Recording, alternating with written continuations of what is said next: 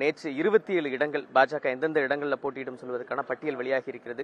பாஜக எதிர்பார்த்த இடங்கள் கிடைச்சிருக்கா? கோவையில நீங்க இப்பொழுது சிட்டிங் எம்எல்ஏ இருக்கக்கூடிய கோவை தெற்கு இடம் பெறல, என்ன ரீசன்? 27 தொகுதிகள் அறிவிக்கப்பட்டிருக்கு. சில தொகுதிகள் எங்களுக்கு எங்களோட லிஸ்ட்ல இல்லாத தொகுதிகளும் எங்களுக்கு கிடைச்சிருக்கு.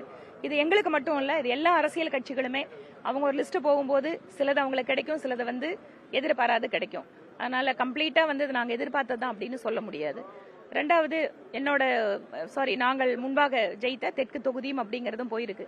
கூட்டணி அப்படிங்கும்போது சில நேரத்துல விட்டு கொடுக்கறது அப்படிங்கறதும் அது எல்லாத்துக்கும் இருக்கிறதா. அதனால அந்த ஒரு இதுல முடிவுல இன்று அந்த தொகுதி இல்ல அப்படிங்கிறது இருக்கு.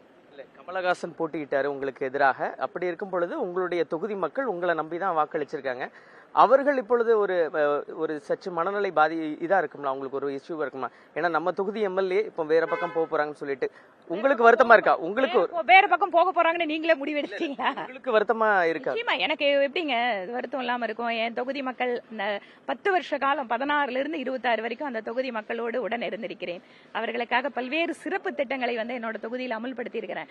அவர்களும் என்னை நம்பி வாக்களித்திருக்கிறார்கள். ஆனால் ஒன்றை மட்டும் நான் கூறுவேன், நான் எப்படி 16ல தோற்றால் கூட அந்த தொகுதி மக்களுக்கு தொடர்ச்சியாக உழைத்தேனோ, கோயம்புத்தூர்ல தான் நான் இருக்கிறேன். அதனால எப்பவுமே தெற்கு தொகுதி மக்கள் என்னுடைய மக்கள் தான். என்றும் என்னுடைய சேவைகளும் என்னுடைய வேலையும் அவர்களுக்காக எப்போதும் இருக்கும்.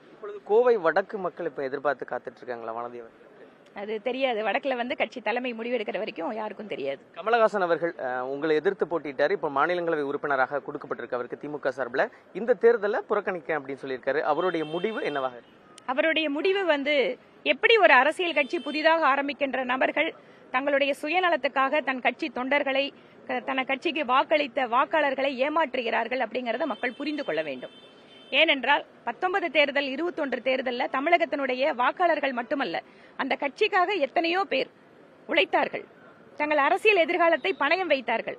ஆனால் அவர்களை எல்லாம் அம்போவென்று விட்டுவிட்டு தான் மட்டும் பாராளுமன்றத்தில் ராஜ்யசபா எம்பி வாங்கி போகலாம் என்று ஒரு தலைவர் எப்படி இருக்கக்கூடாதோ அதற்கு அவர் உதாரணமாக இருக்கிறார். நன்றி மேடம்.